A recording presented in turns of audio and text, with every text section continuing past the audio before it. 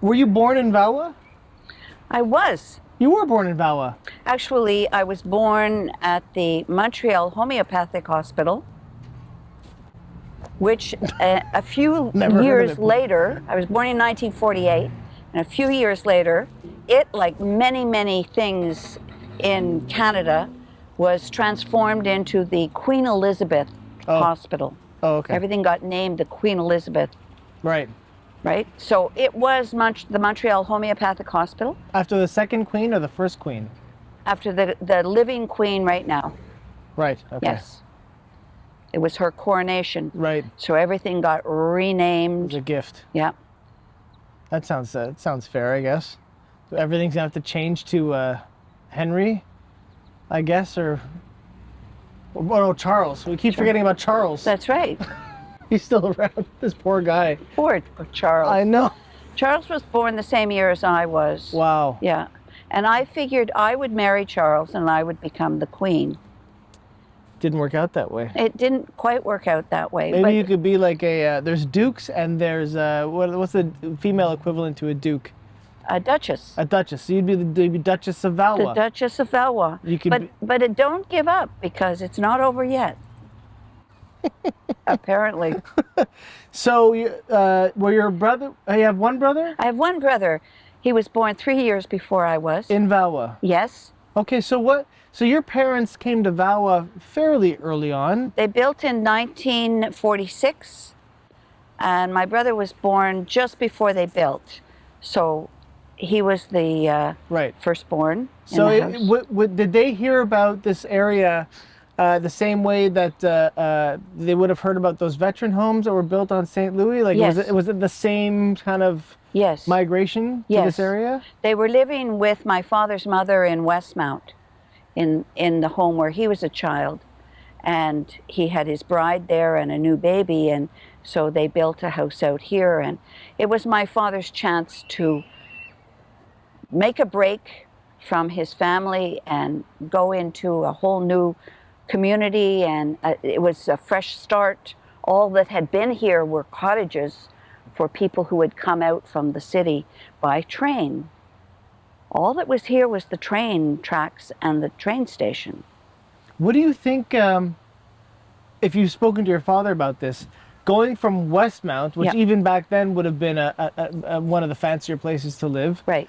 to Valois, what was that kind of, on a social, kind of economic, kind of perspective level? Was he taking a dive? Was that looking more upscale, coming out to the suburbs? What was that like, you think, for him? I think this was the future.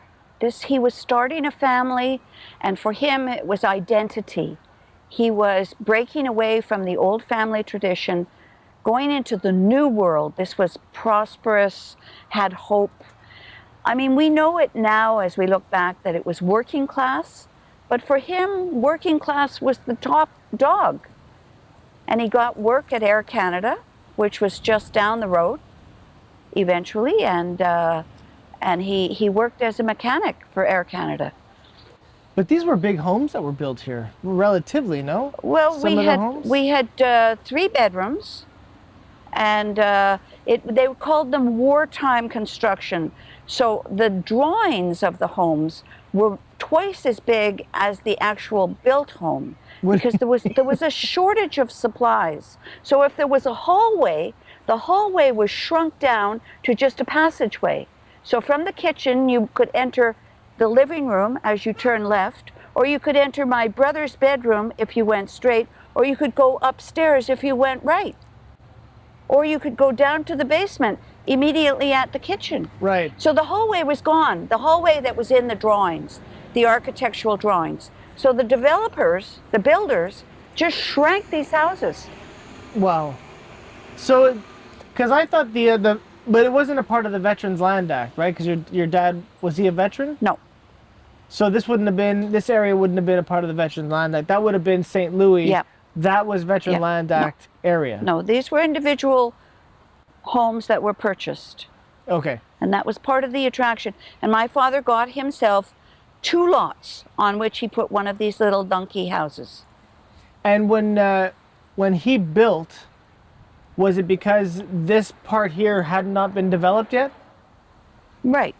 So would it be everything above Belmont or something was? Yeah, this kind of- was all new. This was all new. And probably this building, the school that we're sitting on the property of, existed. But that's all. Right. So everything was, most of the Right. development was south of Belmont at that time. And Valois Bay, this is Valois Bay behind me, that went up after Prince Edward. So this was a ditch. And I remember playing in the ditch with my brother, my big brother. And one day I almost drowned in it. It was that deep? Yeah, he saved my life. And the water was moving. But many people had experiences in the ditch. But so development started happening. Would you say that your dad came here when things were developing, Yes. or was he an early bird to this area here? No, he came when things were developing. Okay, so things are developing, and is the people who are buying homes, Yeah. as far as you can remember, were they all a part of your dad's generation mostly? Like there weren't like retirees coming out and building. It was mostly budding families that were coming out. Budding families, yeah. A Okay. new wave, Okay. yeah. So that means that there must have been a lot of kids. Yeah. So tell me a little bit about the demographics of. The baby boomers were being born, and so the city of Point Claire, in their wisdom, built this new school because this had been the existing school and they were not going to have room for us. So they built the new school in the 50s. And by the time I got to first grade, there were so many of us in first grade. They had underestimated, and we could only go for half days. And so another group of baby boomers went for the afternoon. Right. Because when this school was built, it was first seen as an extension of this school, but not a replacement of this school. Right. Right? So they still use this school They for... still used it for a while until the kids like Pat Machin ended up in high school, downtown Montreal. They had to take the train down to the city every day. But once they had grown up and left this school, this building became an administrative building for the school board. So there were offices, but they didn't really change things too much. They never really renovated to make offices. Didn't that at the in John Rennie, near the Gym 3 there, that became an administration because Bill Stockwell said that his father, Ivan Stockwell, Yeah. had his office there. Yeah, yeah. Would that have been the same administration for the same school board? Yes. What was the name of that school board at the time? Um, Come on, you got it. It's in there. It's in there. Fish it out. Baldwin Cartier? No, I don't know. No, well, there was Lakeshore School Board Lakeshore when it was School me. Board. Yeah. But how far back does that go? Maybe I it just had a different name. Yeah. Maybe it was Queen Elizabeth School Board or something. Maybe. So, if everybody's coming out, and as far as I know, most families at the time had more than 2 kids. Yep. And these are big streets we're talking about Yep. here. Yep. So I can only imagine the amount of kids that Yep. existed here Yep. that were outside playing on any given day. Outside playing. Explain that to me a little bit. What did the landscape look like on a Saturday morning or after school? What was it just littered with children Yes, all over the place? all over the place. Every place was an opportunity to play. The streets were dirt, and there were no sidewalks. And so I would play with Keithy Morse, whose house is still there, on the side of the road. And we would play with his dinky toys. And we would make tunnels. Dinky, was that the name of the toy? Dinky toys. They were dinky toys. Don't they Dinky still? as in like cheap or... No, dinky toys are... Dinky's a brand that was name? a brand. Oh, because in my generation we said as dinky, meaning that it's... No, these were legitimate dinky toys and Oh. trucks.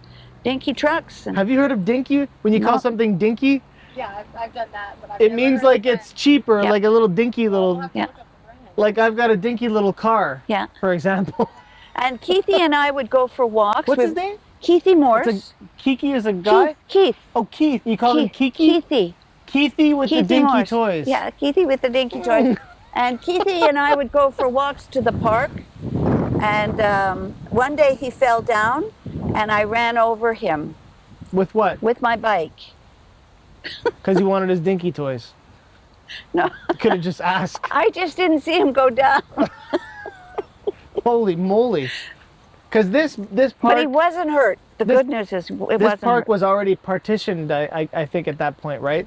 Well, not That had been there for the a little while, I playground think. still exists. A lot of the equipment is still the same. I believe some of the swings are still the same, and the monkey bars. The monkey bars are still the same. From when you were a kid? Oh yeah, why change no them? way. Why change them? Well, because wood rots after a No, while. no, they were metal.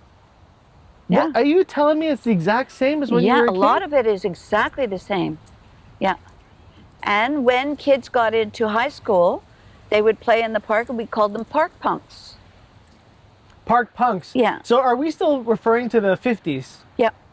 And 60s. Early 60s when I went to school.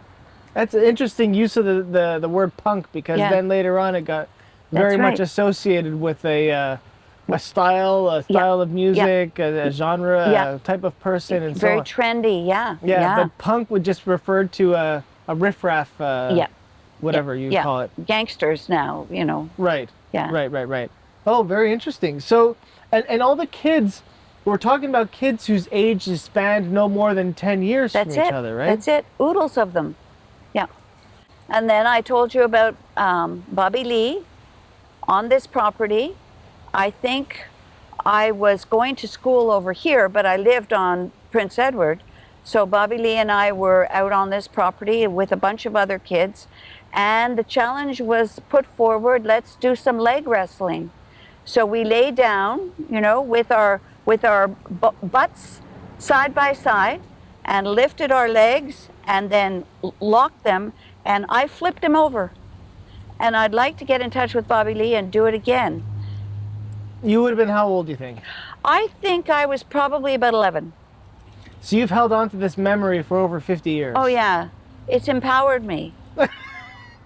It drives me. It's like 9/11. It's before it happened and after Yeah, it happened. exactly. And when you flip Bobby Lee, Yeah. there was before, No, Leslie before and Leslie after. And I had a lot of admiration for Bobby Lee. He was with me through but you know, when we were older, we were in grade 6 in the basement of the new Valois Yeah. Park School because they ran out of classroom space. So they put us in the basement. I had my first male teacher of my whole life, Mr. Nelson.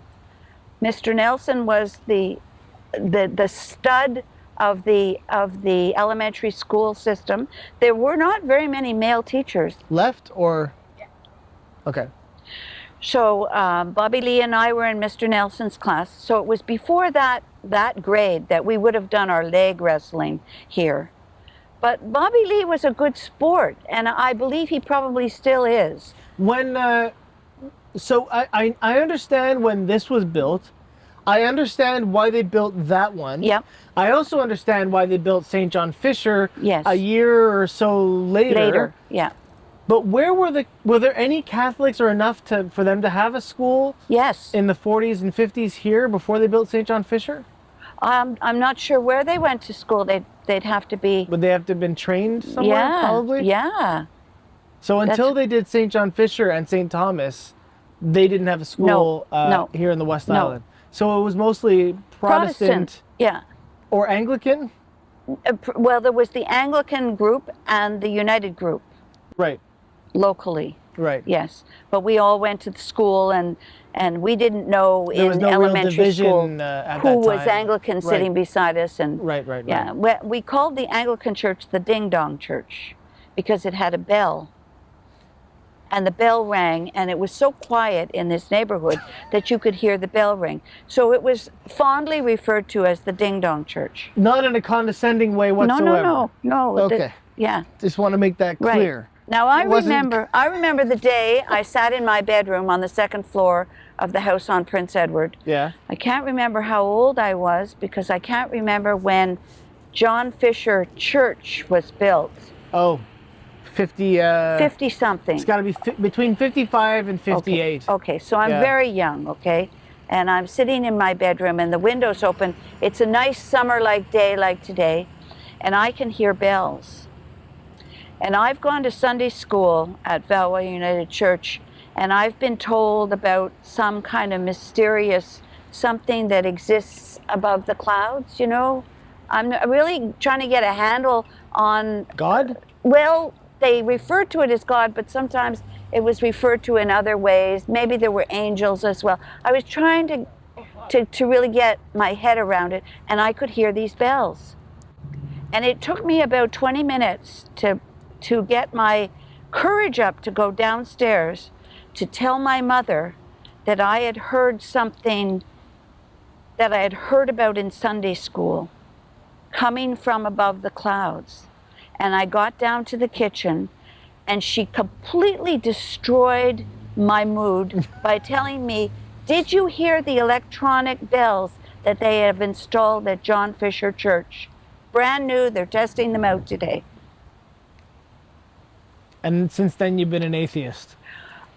It kind of crushed something that Sam Machen had tried to build in me up until that point. And Sam Machen was an extraordinary leader in the community.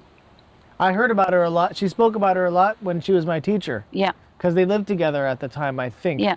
Yeah. And their cats. Yeah. Yeah, spoke about her a lot.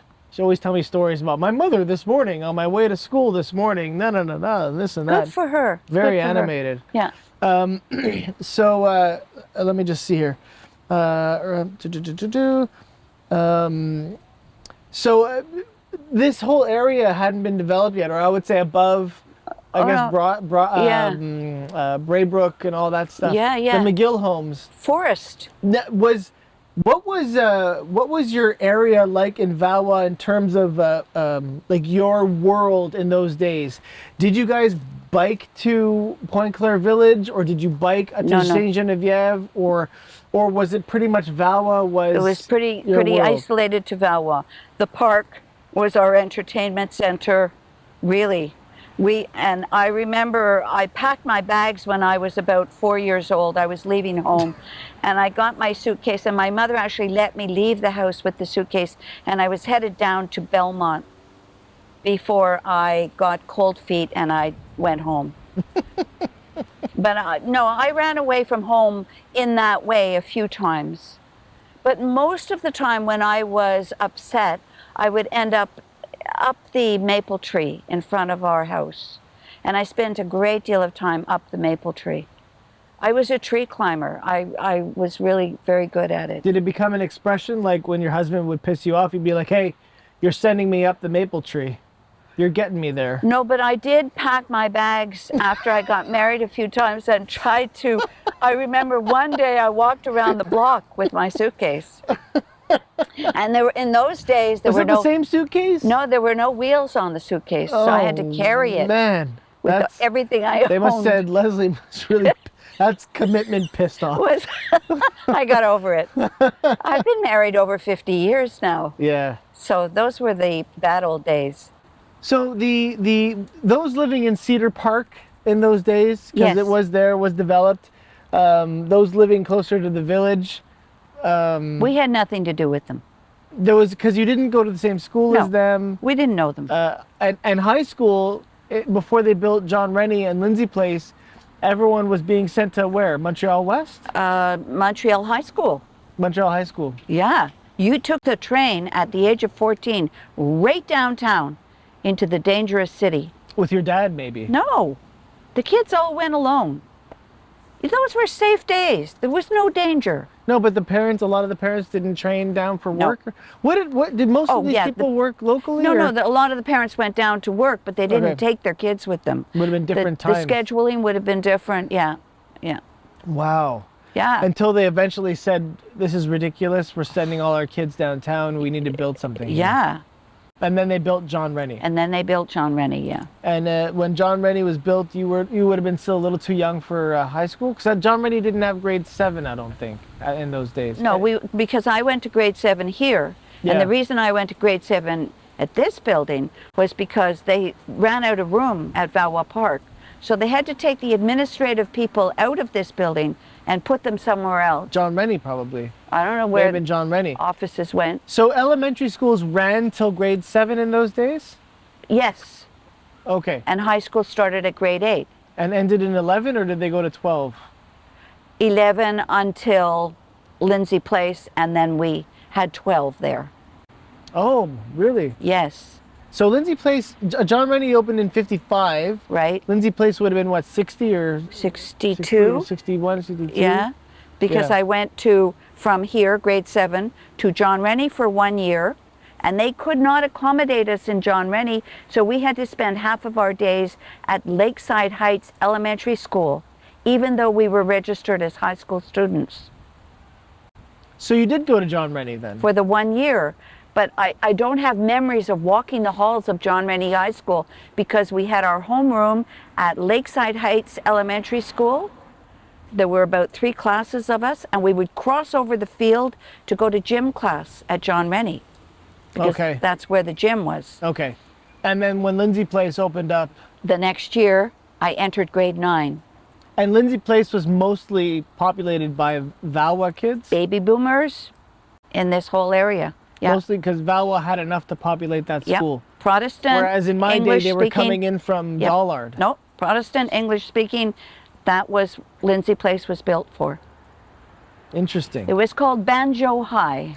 It's interesting how far back that name goes, but also I found an article in the Old Lakeshore News. Before it was built, it was the architectural drawing, and they called it, in that article, they called it Valois High School. Wow. It was going to be called Valois High School. Well, that makes sense. And then they, I can't remember exactly the reason why, but I think someone had passed away or something like.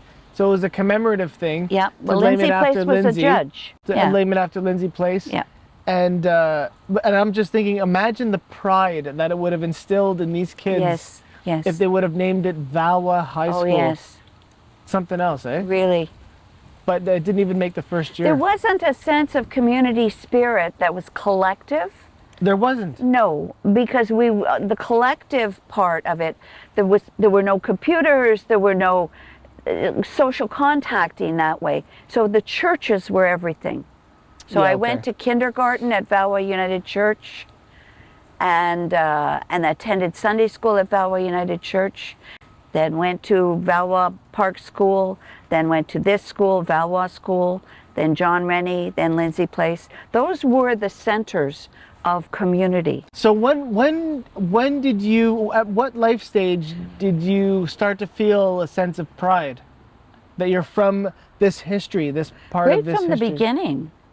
Oh, so you were an exception to. No, I felt part of this, and I still feel part of this. But I'm from here. This is where my heart is. I'll always be, A Valoisite. yeah. Yeah, that never goes away.